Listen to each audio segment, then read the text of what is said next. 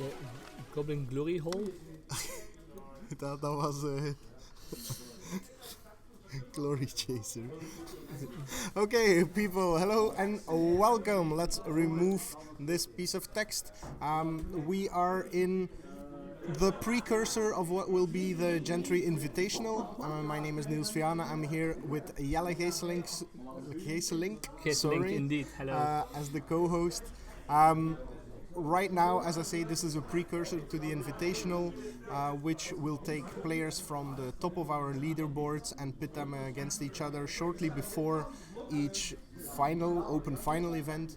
So we have some of the best players with some of the better decks, in a way to have a meta game that people can take a look at in case they want to try the format out without having too much experience.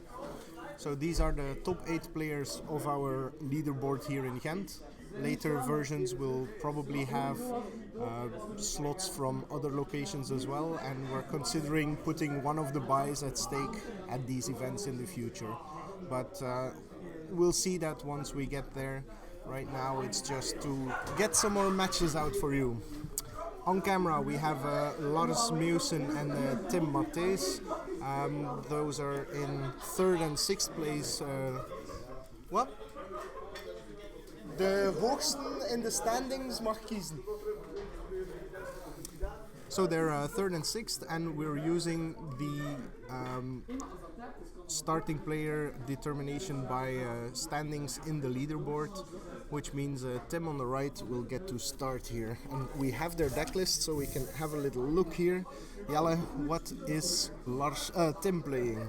Tim is playing an aggressive deck. He's playing a red-green landfall deck, but the aggressive version of it.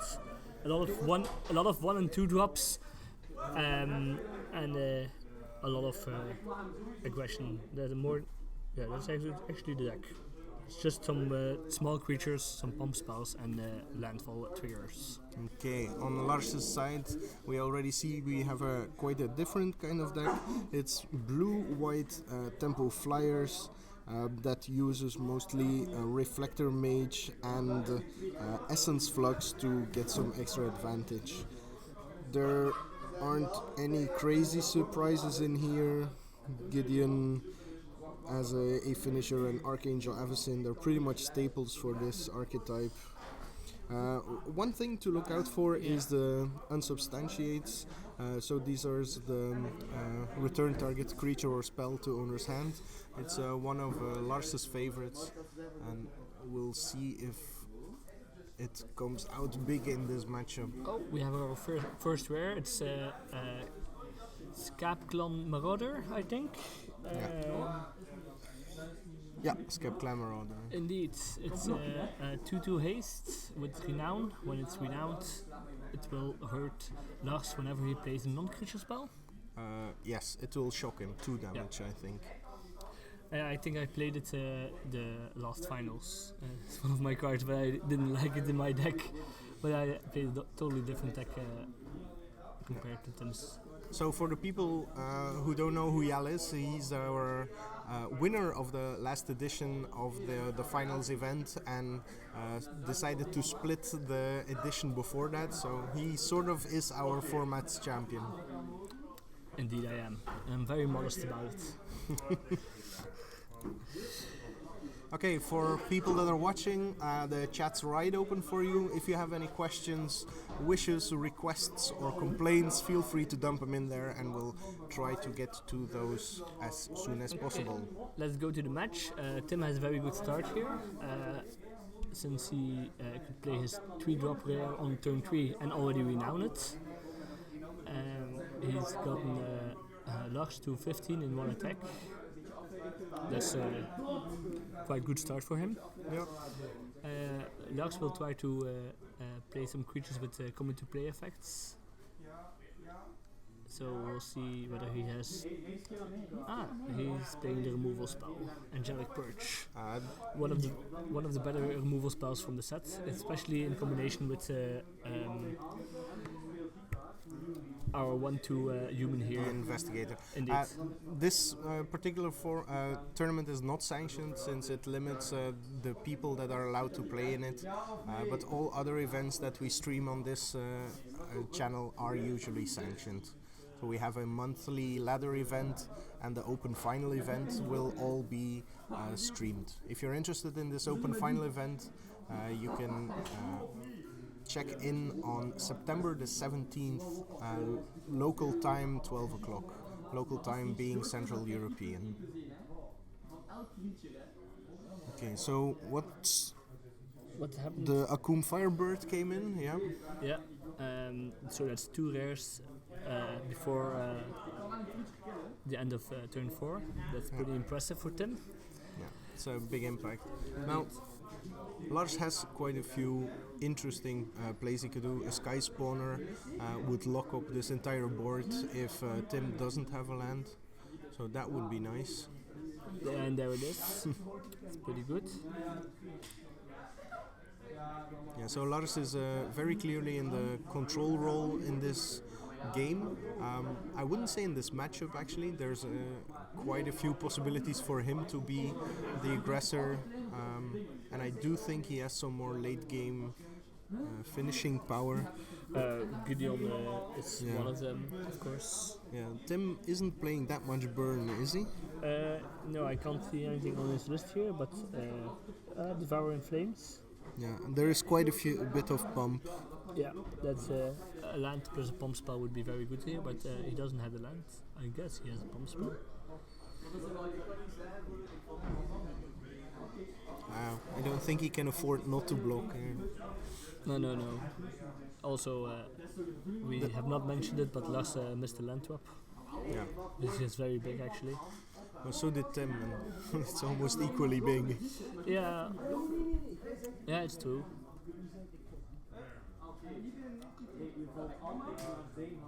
So, I'm not sure what he's playing around by. Yeah, I think this is the block he pretty much has to do. And he's playing around pump spells now, but if he chooses not to play into them, he just gets killed by them. So this is a bit of damned if you do, damned if you don't. So how big is the Firebird? I thought it was a 2/2. Yeah, I thought so too. Let's have a quick look. So Akum Firebird is, drumroll, a 3/3 flying haste. Yeah. So it attacks each turn if able, and can come back from the graveyard with landfall and a bunch of mana. Okay, Reflector Mage comes in. We have the landfall token maker. What's his name? Is that the token maker? Yeah. Just a sec.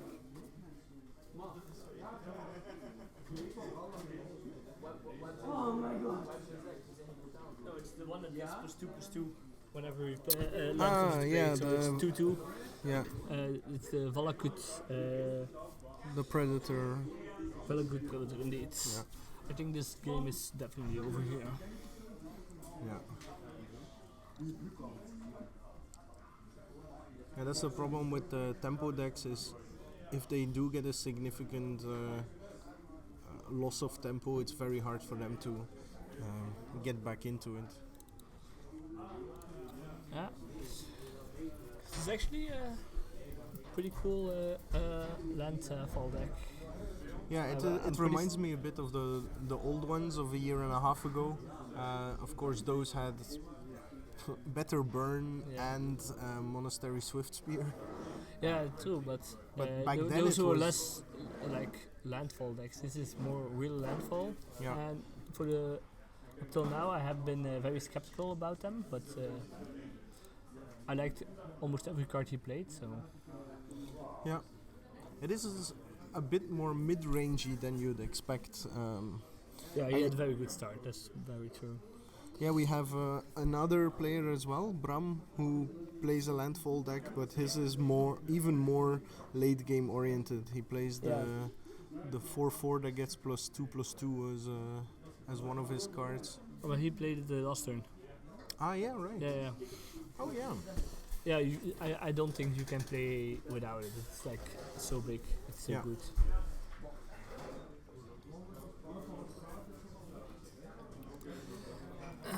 This is best out of 3, I guess? Yes. Okay. And there's no other matches running at the time, so this is purely for your entertainment that these guys are playing.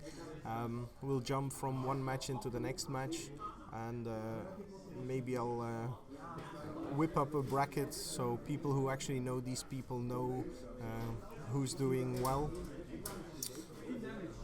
I'm writing the link here for some people. This is the link? Yeah. Okay, so the link is twitch.tv/Gentry_magic, but you guys already found that, of course. Unless you're watching this on YouTube afterwards. Indeed. Wow, you think of everything.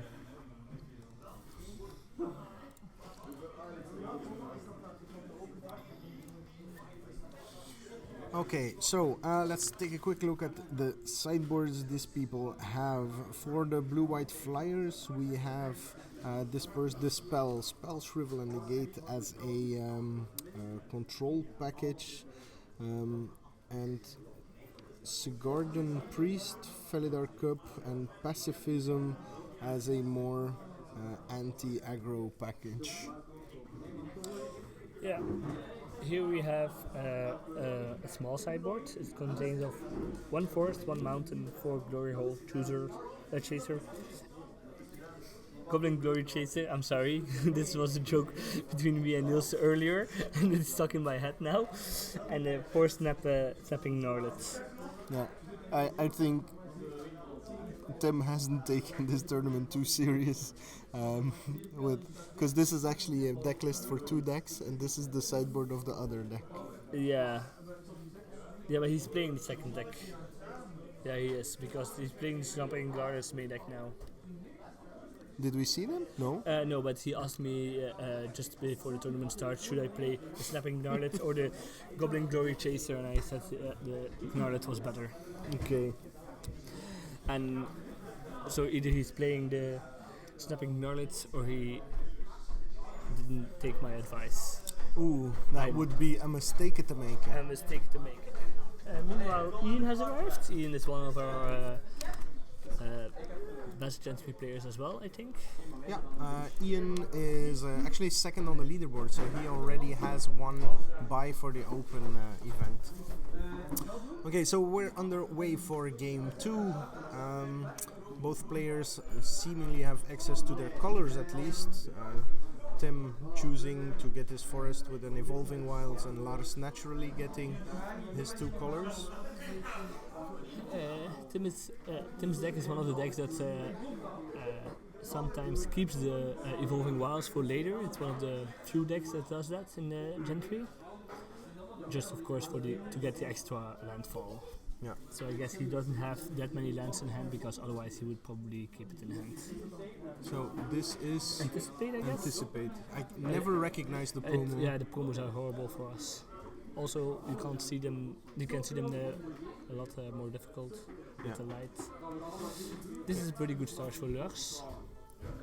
Yeah, last game he was on 15, staring down 2 beaters with a 1/2. And now he has one of the best incumbents on the set. Yeah. Format. And even a blocker for the Marauder. So. Oh, and Tim has nothing. That's really painful. a beating. Yeah, this is. This is as hard as Tim's start last game, but in Lars' advantage now. Lars is going very aggressive here, like not even representing the Essence Flux to threaten having an answer to removal spells or anything. So I think Lars smells blood and wants to get a snack as soon as possible. Well, I agree with Lars here.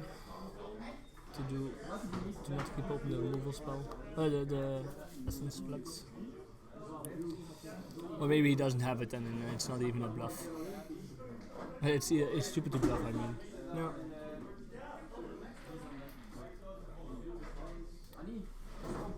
Yeah, with blue wide open, he has so much he could represent, but he chooses to play another 3-drop.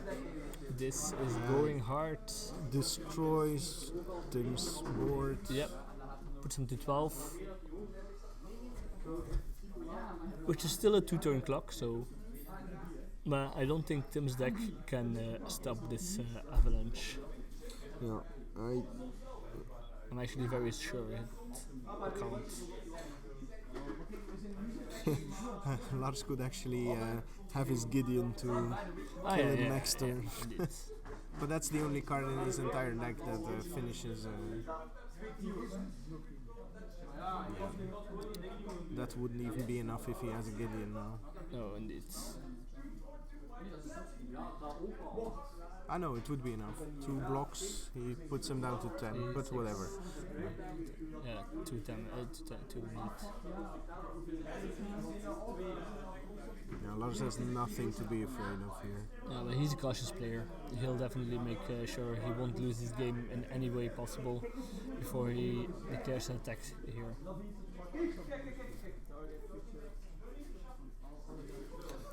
And he has the right to do it like that, because why wouldn't he think of everything? Yeah, but the Alpha Strike, I think, is the correct answer here. Worst case scenario, he loses what, 1 creature?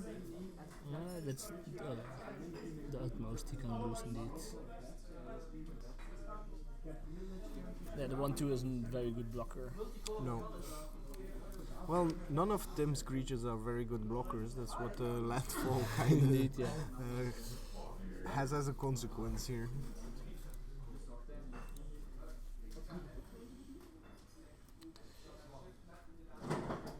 Tim is thinking about his outs, but Yeah, I don't think he has one. It's when it comes to this, Lars's deck is a lot more flexible in assuming a defensive or an offensive role. You can gain back a lot of tempo with some silly bounce tricks with your reflector mages and spawning extra totters with your burrow rogues. well, Tim's deck has one plan. It's going forward and putting a lot of damage on the board.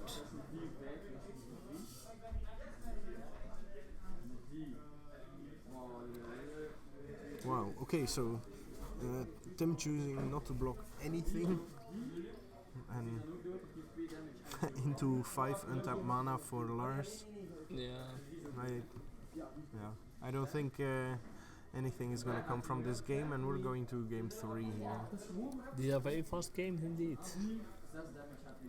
I hope somebody brought a control deck. Well, I brought a ramp deck, which is sort of control-y, but... Well, Ian's deck is pretty control-y. He plays like Planeswalker, Aristocrats. Yeah, he plays 5-color aristocrat. Yeah, indeed. But the players here have a chance to switch decks for every match, as long as they hand in a deck list for them. So I hope we get to see some surprises as well. I would like to see somebody try and innovate. And also, we already have one of the metagame golems here in blue-white tempo. That and black-green aristocrats are probably the 2 most played decks in this format.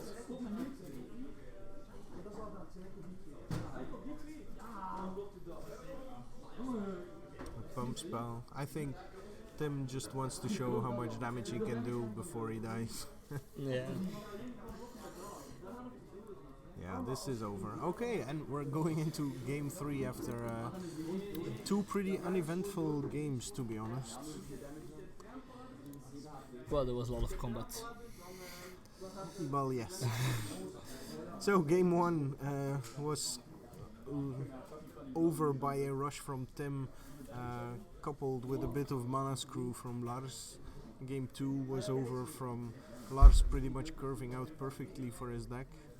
I think the only thing that could have made it worse was if he had a Topen Freeblade on turn 2. That would have been the best curve that he can produce.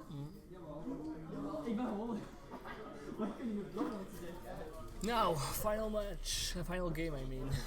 Yeah, so both players also choosing not to go back to their sideboards.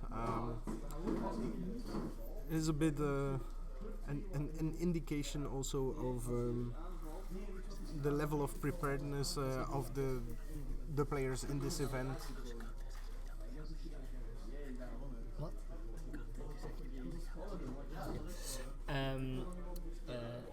Our scorekeeper here tells us that the counter next to the life points indicates who begins the match, the game, or who will begin the game, or who has begun the game.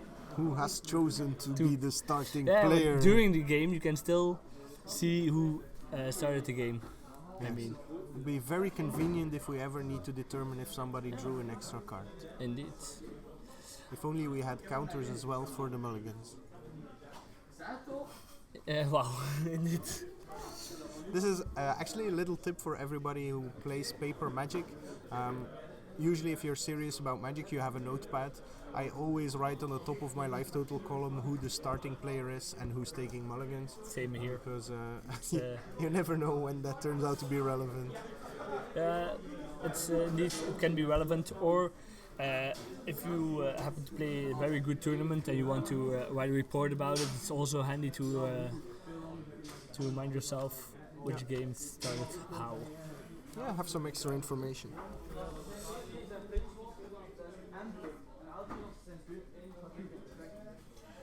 So Okay, so Lars mulligans. indeed, which is not notified by our scorekeeper. Amateurs. Okay, but he has the aggro breaker, but I don't think he has white mana. He kept the hand pretty fast. Maybe there was an evolving wild in there as well. We only got a quick glance at it. That's an evolving wilds. Yeah. More of our players have arrived in the meantime. All of them testing their decks before they can come on camera. Okay, so we have an what's it called? An Ember Eye Wolf. I was gonna say Ember Heart, coming in for first blood, and Lars having a very good answer to it. To be honest, To open free blade. it's such a basically good card. Yeah, it really is. And it's so annoying to No, deal with. I actually love it. The whole card, everything about it is perfect. Even the drawing is very nice as well. Yeah, and the thing that's really interesting about the card is it's so deceptively simple, yet it slots in so many decks. I mean, it's awesome in green-white humans, it's awesome in counters matter, it's awesome in this blue-white tempo deck. It's also good in both aggressive and defensive decks, in which you only need one defensive creature. yeah. You see Tim here now faced with the choice to go in with the wolf, and now he's forced to either waste his turn paying the mana. The brute strength is coming here. Yeah. Brute strength is probably the best answer he could have. For Titan strength. Titan strength doesn't give trample. It's the same. It's true. Well, it depends. If he had a 2-drop to follow up, then Titan strength would have been even more interesting. But even in this scenario, Lars is pretty happy he got the spell out of his hand. Yeah, there's Now no way I would not block being Lars Musen here.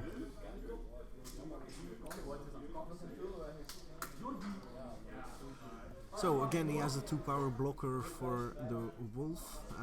This time, because it only has 1 toughness, he doesn't force Tim to use mana to trade, which is a pretty big deal. It means that after attack, Tim can actually follow up with something, but even then, Lars still has his token. Yeah.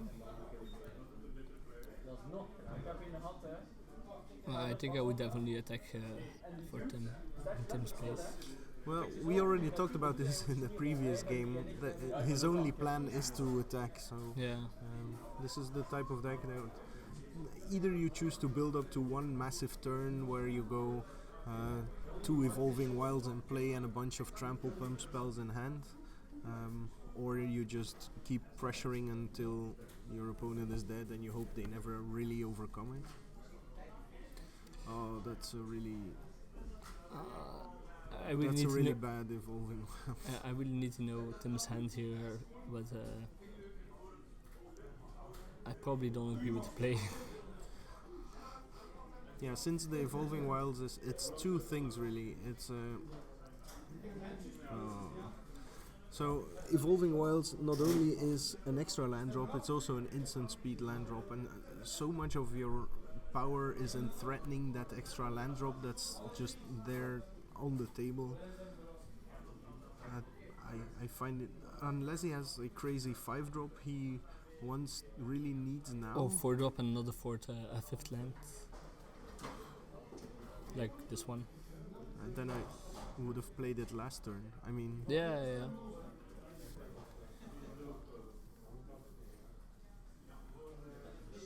Yeah, it's not ideal.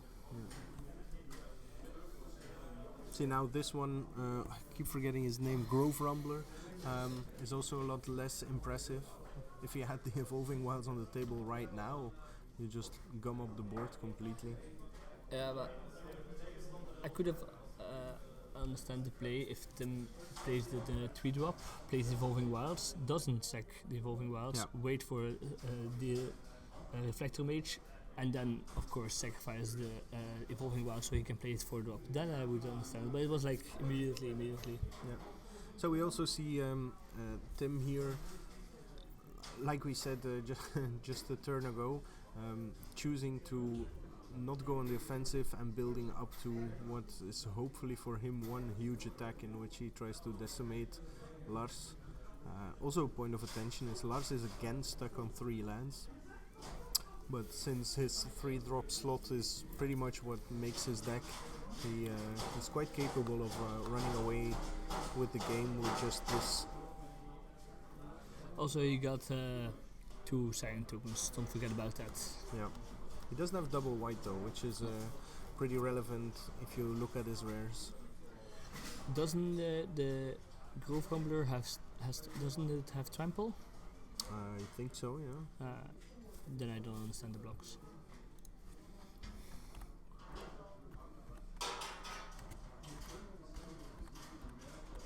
Let's have a look. Trample. Yeah, 3/3 trample. So yeah, then that block really is a bit awkward. I would not have blocked with an extra token there, so at least you kill it. Block with everything on the 4/4, not 3/3. It would also be an option. Yeah, that's the Rush of Adrenaline, I think. Yeah, indeed, +2/+1 and trample. Yeah. I think Lars mislooked here. I don't think he realized the block on the Rumbler was this bad. And now Tim can just play his 3-drop again. Yeah, he's back in the game at this point. Yeah. If Lars doesn't draw a land now or some Reflector Mage shenanigans, Tim is actually looking very good here. Also, he can't draw the Essence Flux now to trigger his Reflector Mage, so yeah. Be very impressive if Tim was sandbagging another Evolving Wilds at this point, then the next turn could be broken. Yeah, with I'm not sure how many cards he still has in hand, but it would be very good for him. Well, he pretty much just needs 3, a land and some pump spells that also give trample. Ojitai, Dragonlord Ojitai, 5/4, hexproof and untapped, flying of course, and when it deals combat damage to a player, you get to anticipate. Literally anticipate. So he does sacrifice an extra blocker for that, but 2 blockers even. Yeah, an extra blocker. Sorry. But in exchange, he gets something that actually will kill something, and Lars is still in a pretty healthy life total here. So yeah, but if Tim has the Evolving Wilds now, then I still prefer his side. Yeah, Evolving Wilds and one pump spell is all he needs to get complete control. Or even just land and one pump spell is enough. Yeah.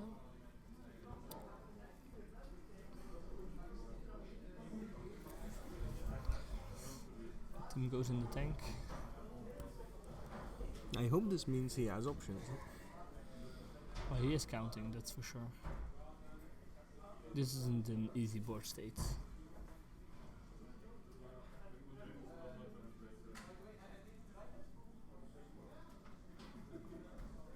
Okay, so no land drop. So, by not attacking with the Predator, but he is attacking with the Rumbler, okay, he would have indicated that he has a way to deal 1 damage, but not 2. Thank you, Ian. So, he has quite a lot of ways to pump for 2 or 3 power.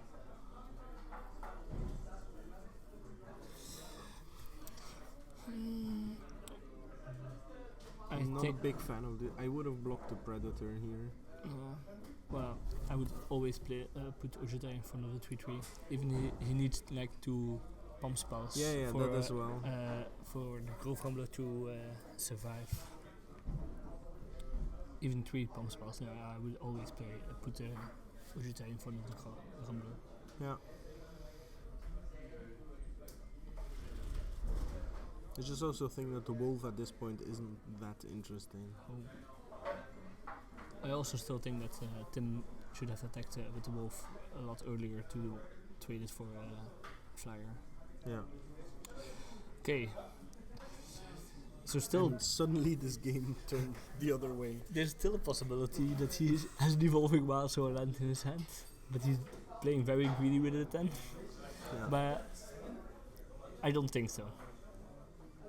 Okay, so Lars clearly digging for something. A land, probably. Oh, there's an island there. Let's hope he doesn't need double white. There wasn't another land, so he didn't have a choice. He doesn't play that many double white spells, I think. No. Just the 2 mythics. So, Tim, without any help from his hand, has 5, 6, 7, 10, 12 damage on the table. And 3 goes away. Yeah. And Lars has a blocker. Yeah. So Also, Ojita is not a very good blocker, since it needs to attack to do something. Yeah. And every time you don't attack with it, you feel a little lost.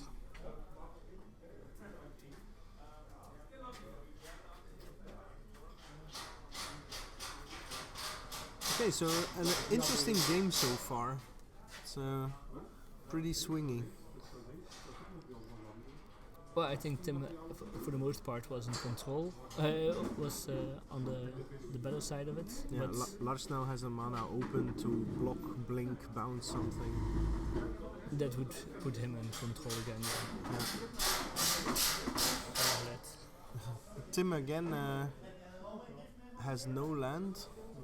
By the way, if you hear the background noise, we're really sorry. Apparently there's a bit of an issue with the stairs in the outpost here, and they're drilling into metal or something. You should also notice that Tim's creatures, with every attack, get closer to Lars.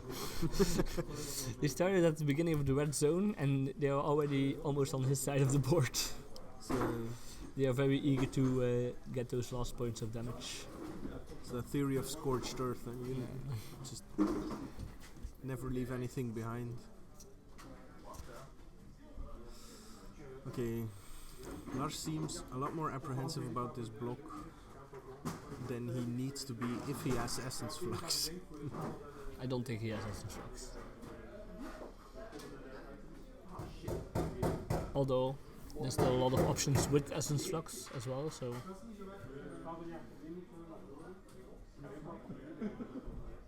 Yeah.